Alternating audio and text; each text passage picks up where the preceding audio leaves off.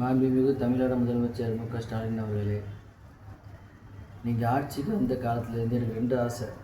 ஒன்று, உங்களை வந்து பார்க்கணும், இல்லை எங்கள் ஊருக்கு வந்து உங்களை வர வைக்கணும். இந்த 2 ஆசை எனக்கு ரொம்ப நாளாக இருந்துச்சு. ஏன்னு கேட்டால், மற்ற ஆட்சியில் வந்து இதுக்கு முன்னாடி போன ஆட்சியில் வந்து எத்தனையோ போராட்டங்கள் மக்கள் பண்ணாங்க, ஊர் சார்பாக பண்ணாங்க, தனிப்பட்ட முறையில் தமிழர்கள் சார்பாக பண்ணாங்க. ஆனால் உங்கள் ஆட்சியில் ஒரு 3 வருஷமாக அப்படிப்பட்ட எனக்கு தெரிஞ்ச ஒரு பெரிய போராட்டம் எதுவும் கிடையாது.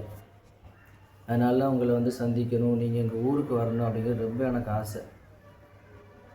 இப்போ நான் சொல்கிறேன், நான் ராமநாதபுரம் மாவட்டம் கீழக்கரையிலேருந்து பேசுகிறேன். கீழக்கரைன்னு சொன்னோடனே உங்களுக்கு பல விஷயம் ஞாபகம் வரும். பெரிய பெரிய மனிதர்கள் வாழ்ந்த ஊர், உங்கள் அமைச்சர்கள்லாம் ஈஸியாக வந்துட்டு போகக்கூடிய ஒரு ஊர். எதுக்கு நான் சொல்ல வரேன் அப்படின்னா, இந்த ஊரில் வந்து கவர்மெண்ட்டு அனுமதித்த டாஸ்மார்க்கு நம்ம ஊரில் வந்து கிடையாது. ஆனால் அந்த ஊரில் வந்து டாஸ்மார்க்கு கிடையாட்டாலும் இந்த ஊரில் டாஸ்மார்க்கு இருந்தால் கூட அந்த அளவுக்கு மோசமாக இருக்காது. அந்த அளவுக்கு ஒவ்வொரு தெருவுலேயும் சரி, ஒவ்வொரு ஸ்கூல்லேயும் சரி, கிட்டத்தட்ட பள்ளிக்கூடம் வரைக்கும் அந்த மது பிரச்சனை வந்து அதிகமாகிக்கிட்டே இருக்குது. இது ஏன் நான் உங்கள் லெவலில் நான் கொண்டு வர்றேன், உங்களுக்கு ஏன் நான் தெரியணும் அப்படின்னா, இது தமிழ்நாட்டு லெவலில் ஒரு தமிழ்நாடு எத்தனை மக்கள் வாழ்கிற ஊர், கிட்டத்தட்ட பல கோடி மக்கள் வாழ்கிற ஊரை கண்ட்ரோல் பண்ணக்கூடிய அதிகாரம் உங்கள்கிட்ட இருக்குது. அதே மாதிரி தமிழ்நாட்டில் ஒரு சின்ன ஊர் கீழக்கரை, சரியா? அந்த ஊரில் வந்து இது மாதிரி மது பழக்கம் வந்து இந்த அளவுக்கு அதிகமாக இருக்குண்டா. இன்னும் 4-5 வித்தியாசமான பேர்லாம் சொல்கிறாங்க. இன்னொன்று அந்த எல்லோ மஞ்சள் கலர் பையில் வந்து வச்சு சில பசங்க யூஸ் பண்ணுறாங்க. இது வந்து பள்ளிக்கூட லெவலில் போனதுனால தான் இதை சில பெரிய பசங்க பார்க்குறாங்க, ஆனால் எதுவும் கண்டுக்கிறதும் இல்லை. இதனால் எத்தனை குடும்பங்கள் சீரழில தெரியுமா? அதனால தான் இந்த வீடியோ வந்து நான் ஐடியா பண்ணேன் அப்படின்னா, நீங்கள் அப்போலோ ஹாஸ்பிட்டலில் வந்து அட்மிட் ஆனீங்கல்ல, அப்போ வந்து நீங்கள் வெளியே வந்தோடனே முதல் வீடியோ இதான் பார்க்கணும், உங்களுக்கு வந்து உடல்நல சரியாக நல்லபடியாக ஆகணும் அப்படின்னு அதிகமாக கடவுள்கிட்ட வேண்டி இருந்தேன். நீ முதல் வீடியோ இதாக பார்க்கணும்னு நினச்சி தான் இவ்வளோ நாளாக ட்ரை பண்ணி இந்த வீடியோ நான் ஷேர் பண்ணுறேன், இந்த வீடியோ நான் அனுப்புகிறேன்.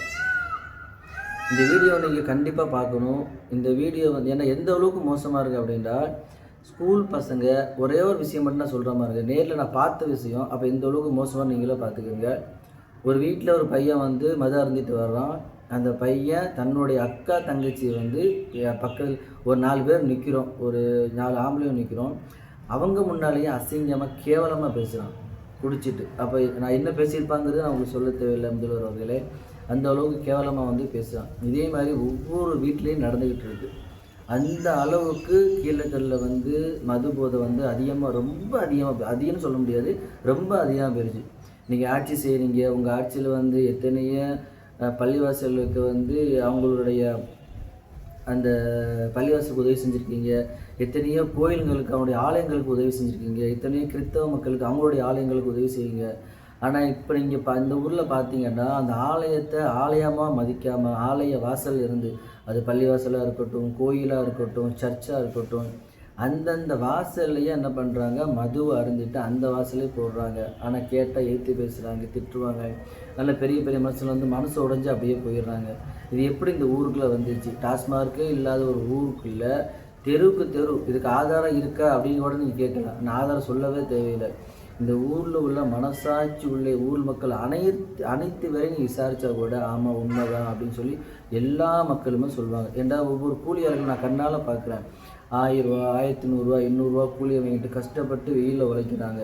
வெயிலில் உழைச்சி நீங்கள் அதாவது நீங்கள் பெண்களுக்கு நிறைய உதவி பண்ணியிருக்கீங்க.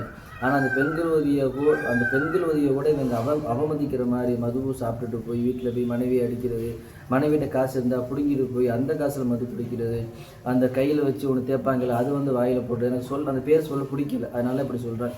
அதேமாதிரி சில போதை சம்மந்தமாக 4-5 விஷயம் அதுக்கு என்னென்ன பேர் சொல்லுவாங்களோ எல்லாமே கீழக்கரையில் வந்துருச்சு, சரிங்களா? இது உங்களுக்கு பார்வைக்கு வரணும், இது உங்களுக்கு தெரியணும். நீங்கள் நினச்சா ஒரு நாளில் ஒரு ஊரையும் சுத்தப்படுத்த முடியும். ஏன்டா உங்கள் ஆட்சி அதிகாரம் உங்கள் கையில் இருக்குது. அதில் ஊரில் ஒரு பிரச்சனை தான். என் பேர் ஃபக்ருதீன், நான் கீழக்கரைன்னு சொன்னவா தெரிஞ்சிருக்கும் எவ்வளோ பெரிய ஊர், எவ்வளோ நல்ல மனிதர்கள் வாழ்ந்த ஊர், எவ்வளோ பெரிய பெரிய பணக்காரர்கள் இருக்கிற ஊர் அப்படின்னு சொல்லிட்டு, சரிங்களா? இந்த வீடியோ வந்து இப்போ இந்த வீடியோ போட்டிருக்கேன், இது எனக்கு சாதகமாக வருமா எனக்கு பாதகமாக வருமா கூட தெரியாது. ஆனால் எனக்கு மனசு கேட்காம தான் இந்த வீடியோ போடுறேன். இந்த வீடியோ வந்து ஊர் நலம் காக்கிற பெரியவங்க கண்ணில் பட்டாலோ, இல்லை ரிப்போர்ட்டர்கள் கண்ணில் பட்டாலோ, இல்லை டெலிவிஷன்கள் யாரும் பட்டாலும் முதலமைச்சர் ஸ்டாலின் அவர்களுக்கு தெரிகிற அளவுக்கு ஷேர் பண்ணுங்கள், சரிங்களா? இதை நான் கீழக்கிற மக்களுக்கு மனசாட்சியாக பேசுகிறேன், நான் தனிப்பட்ட முறையில் பேசுகிறேன். ஒவ்வொரு கீழக்கிற மக்களுக்கு ஆண்கள், அதாவது நல்ல நினப்பில் உள்ள ஆண்களுக்கும் பெண்களுக்கும் மனசாட்சியில் குத்திக்கிட்டே இருக்குது, சரியா?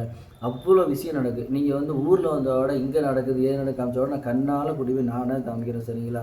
அதனால் திரும்பவும் சொல்கிறேன், பள்ளிவாசலும் பார்க்க மாட்டேங்கிறாங்க, கோயிலாகவும் பார்க்க முடிக்கிறாங்க, சர்ச்சாகவும் பார்க்க முடிக்கிறாங்க. அந்த அளவுக்கு மோசமான மது வந்து அந்தந்த மதத்தினர் மதிக்கக்கூடிய அந்த ஆலயங்கள் வாசல்லையே குடிக்கிற அளவுக்கு போயிடுச்சு, சரியா?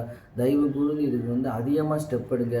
ஏண்டா பெரிய ஆளுக்கு குடிக்கிறாங்க, மதுபோதையில் இருக்காங்க, இப்போ ஸ்டூடெண்ட் வரையும் போச்சுண்டா இன்னும் 2 வருஷம் கழிச்சோ இன்னொரு 3 வருஷம் கழிச்சோ ஊர் நிலைமை எப்படி போயிடும்? ஒவ்வொரு வீட்டு பையனும் கட்டாயமாக குடிச்சிருவான் அப்படிங்கிற ஒரு நிலைமைக்கு போயிற அளவுக்கு நீங்கள் ஆட்சி அதிகாரத்தில் இருக்கிறதுனால இந்த வீடியோ வந்து நான் உங்களுக்கு ஷேர் பண்ணுறேன். நீங்கள் நல்ல முடிவை எடுப்பீங்க அப்படின்னு சொல்லி எதிர்பார்த்து உங்களுடைய ஆட்சியின் கீழே இருக்கிற ராமநாதபுரம் மாவட்டத்தில் இருக்கிற கீழக்கரையில் இருக்கிற உங்களோட பிரஜையாக வந்து இந்த வீடியோவை நான் ஷேர் பண்ணுறேன். நன்றி.